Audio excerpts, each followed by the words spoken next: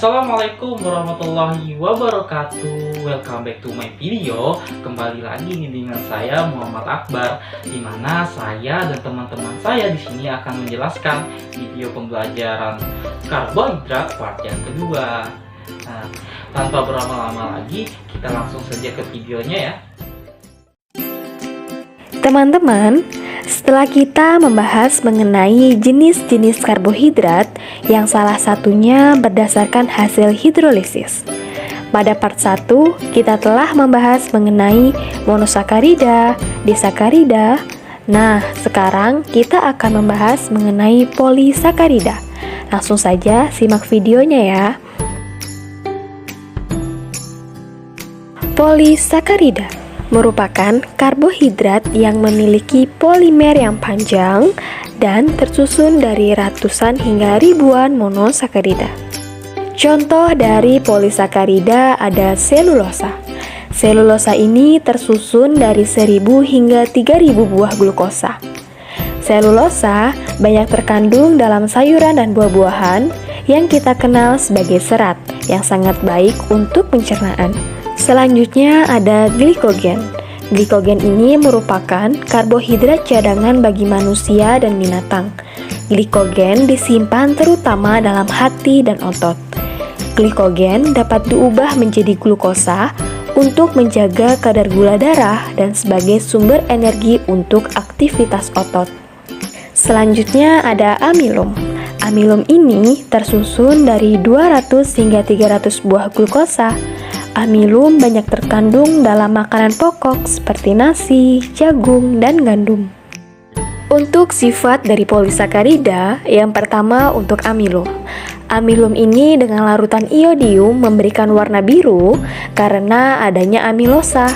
Dan pada hidrolisis dengan asam encer, mula-mula akan terbentuk dekstrin dan akhirnya akan terbentuk glukosa. Untuk amilum yang strukturnya berantai lurus atau amilosa akan menghasilkan indeks glikemik yang rendah dibandingkan dengan amilum yang strukturnya bercabang atau amilopektin. Nah, disarankan untuk memilih makanan yang memiliki kadar amilosa yang tinggi. Semakin tinggi kadar amilosa, maka akan semakin rendah kadar glikemik. Disarankan untuk memilih makanan jenis ini karena untuk menjaga agar kadar glukosa dalam darah tetap berada pada rentang normal, terutama bagi penderita diabetes mellitus. Selanjutnya ada glikogen. Glikogen ini dengan iodium memberi warna merah, mereduksi larutan Fehling, larut dalam air, dan hidrolisis dengan asam akan terbentuk glukosa, sedangkan dengan enzim diastase akan membentuk maltosa. Selanjutnya ada selulosa. Selulosa ini suka larut dalam air, asam, atau basa encer, tapi larut dalam larutan kuproamonium hidroksida. Teman-teman, setelah kita membahas mengenai jenis-jenis karbohidrat, sekarang kita akan membahas mengenai isomer karbohidrat. Langsung saja ke videonya ya. Sebelum kita membahas lebih lanjut mengenai isomer, teman-teman perlu tahu dulu nih, apa sih yang dimaksud dengan isomer? Isomer merupakan istilah yang menggambarkan dua atau lebih senyawa kimia yang memiliki rumus kimia sama namun strukturnya berbeda. Nah, dalam isomer karbohidrat kita juga akan mengenal yang namanya atom karbon chiral. Atom karbon chiral merupakan atom karbon asimetris, yaitu atom karbon yang mengikat 4 gugus yang berbeda.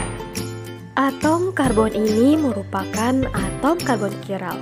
Mengapa? Karena atom karbon ini mempunyai 4 tangan dan keempat tangannya mengikat gugus yang berbeda. Ada yang mengikat COOH, ada yang mengikat R, ada yang mengikat NH2, dan ada yang mengikat H. Isomer karbohidrat yang akan kita bahas kali ini adalah isomer geometri dan isomer oksis.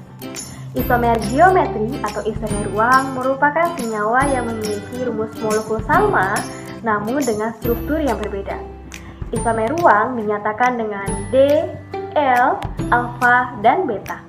Untuk menentukan D atau L, kita akan melihat posisi gugus OH pada proyeksi Fischer.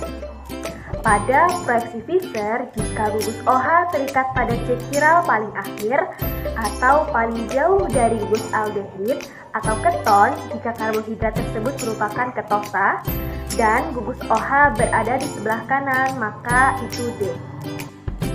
Selanjutnya, apabila pada proyeksi Fischer, jika gugus OH terikat pada C chiral paling akhir atau paling jauh dari gugus aldehid atau keton dan berada di sebelah kiri, maka itu berarti L. Nah, selanjutnya untuk menentukan alfa atau beta, kita melihat posisi gugus OH pada proyeksi Hawan.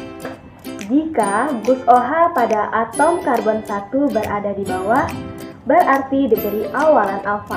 Sementara, jika gugus OH pada atom karbon 1 berada di atas, diberi awalan beta. Teman-teman, selanjutnya kita akan membahas mengenai isomer optik. Isomer optik adalah keisomeran yang disebabkan perbedaan arah putar bidang polarisasi cahaya dan adanya atom C chiral. Pada isomer optik ini kita mengenal beberapa istilah. Yang pertama ada enantiomer, lalu ada diastereoisomer, senyawa racemat, dan senyawa meso. Istilah yang pertama ada enantiomer. Enantiomer adalah dua senyawa yang memiliki posisi yang sama seperti bayangan cermin, tetapi tidak dapat diimpitkan. Enantiomer ini merupakan molekul yang berbeda dan memiliki kegunaan yang berbeda. Enantiomer hanya terjadi pada senyawa yang molekulnya chiral.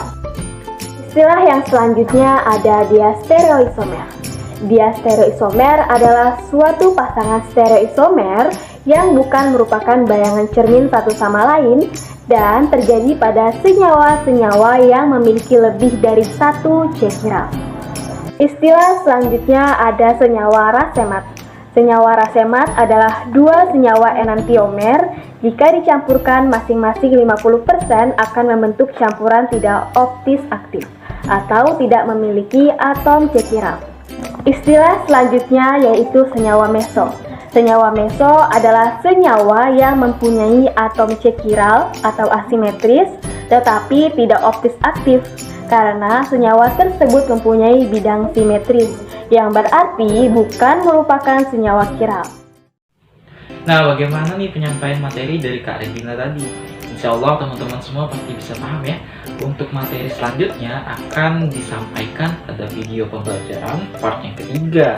Jadi untuk teman-teman semua jangan lupa ditonton ya videonya.